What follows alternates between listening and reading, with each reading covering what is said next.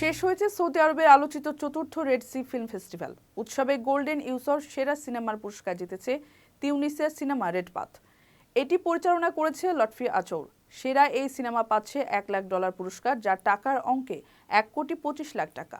Hollywood বলিউডের প্রথম সারি তারকাদের উপস্থিতিতে মুখরিত ছিল এবারের আয়োজন।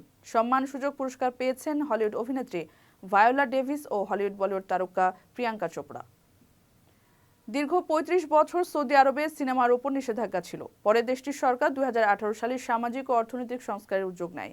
বাতিল হয় নিষেধাজ্ঞা। সেই সময় সৌদি সরকার সাংস্কৃতিক অঙ্গনে বিপুল পরিমাণ অর্থ বরাদ্দ দেয়। শুধু সিনেমা হল নির্মাণই নয়, সাংস্কৃতিক অঙ্গনে বড় পরিবর্তন আনা হয়। বড় পরিসরে সৌদি সরকার রেড সি চলচ্চিত্র উৎসবের আয়োজনের ঘোষণা দেয়। এবারে রেড সি উৎসবে প্রথমবারের মতো প্রতিযোগিতা বিভাগে অংশ নেয় বাংলাদেশের সিনেমা সাবা।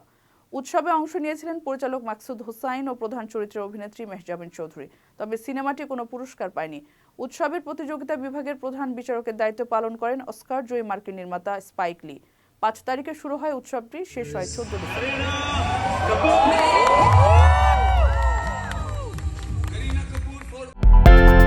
বিদেশ থেকে প্রিয়জনকে উপহার পাঠান প্রবাসী শপের মাধ্যমে।